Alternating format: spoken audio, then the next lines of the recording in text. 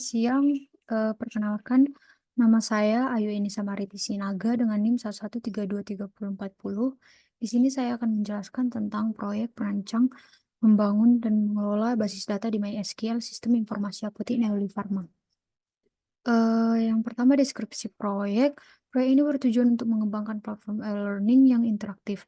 Proyek ini menyediakan berbagai materi pembelajaran seperti video, teks, serta fitur kolaborasi untuk memfasilitasi pembelajaran secara online. Tujuan utama proyek ini adalah meningkatkan aksesibilitas dan kualitas pendidikan bagi semua kalangan tentang MySQL. Yang pertama itu rancangan basis data. Yang pertama, IR diagram. Seperti yang kita lihat pada gambar, di sini memiliki entity, supplier, produk, admin, customer, dan memiliki atribut di masing-masing entity. Seperti ID, nomor HP, alamat, email, produk, tanggal keluarsa, dan lain-lain. Yang kedua, IR translation. Di sini kita lihat pada gambar ini terdapat IR translation. Lalu yang ketiga, validasi normalisasi. Validasi normalisasi terdapat tabel user, tabel produk, tabel cards, tabel disease, dan tabel orders, dan tabel kategori. Yang satu NF memenuhi karena setiap kalau memiliki nilai atomik. Dan yang kedua, dua NF tidak ada atribut non kunci yang bergantung pada bagian dari kunci, jadi sudah memenuhi 2 NF. Yang ketiga, tidak ada 3 NF, tidak ada definisi transitif. Lalu yang keempat adalah DDL atau Data Definition Language. Yang pertama, create database dan table. Seperti yang kita lihat pada gambar, yang pertama itu tabel kategoris dan hasilnya.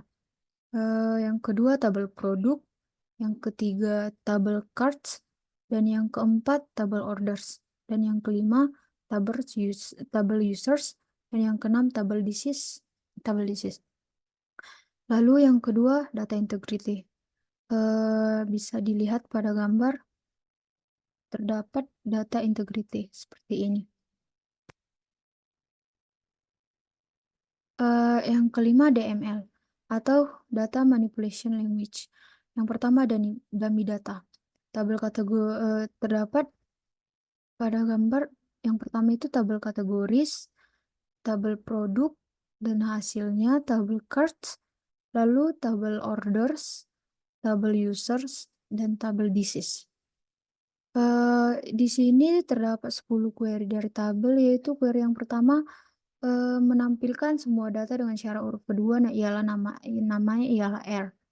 Ya, query yang kedua menampilkan price dan quantity, di mana price di antara 3.000 dan 5.000. Query yang ketiga menampilkan jumlah price, nama produk, dan quantity. Query yang keempat menampilkan nama produk dan deskripsi yang produk ID 2. Lalu yang kelima menampilkan jumlah kali dari price dan quantity. Yang keenam menampilkan nama produk dan harga ID produk tidak 2. Yang ketujuh menampilkan jumlah produk yang dibuat setiap hari. Dan yang kedelapan menampilkan jumlah produk di atas 3.000. Lalu yang ke 30.000. Lalu yang ke-9 menampilkan jumlah produk berdasarkan harga. Yang ke-10 menampilkan jumlah produk dengan deskripsi yang sama. Yang ketiga itu join. Di sini join yang pertama itu menampilkan nama produk, harga, dan email dari gabungan tabel cards dan user. Yang kedua menampilkan slug, quantity, dan username dari tabel cards dan user. Yang ketiga menampilkan total kuantitas produk dalam keranjang belanja bersama dengan nama pengguna. Yang keempat, menampilkan slug, kuantitas, dan username dari cards yang diurutkan berdasarkan kuantitas secara descending.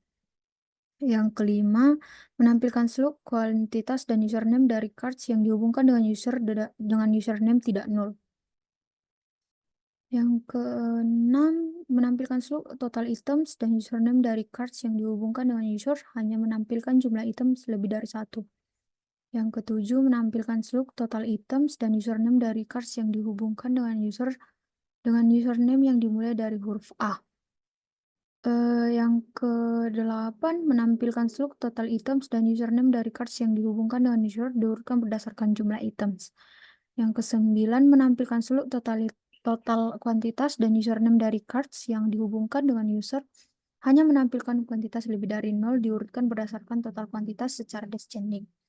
Yang ke-10 menampilkan slug total items dan username dari cards yang dihubungkan dengan user diurutkan berdasarkan total items.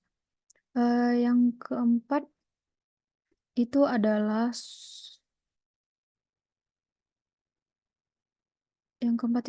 subquery. Subquery yang pertama, subquery untuk menghitung total harga produk dalam keranjang belanja untuk setiap pengguna. Subquery yang kedua, subquery untuk menghitung jumlah kategori yang terhubung dengan setiap produk. Subquery yang ketiga, subquery untuk menampilkan pengguna yang memiliki keranjang belanja.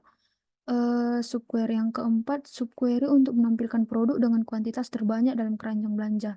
Dan subquery yang kelima, subquery untuk menghitung jumlah pesanan yang berhasil untuk setiap pengguna.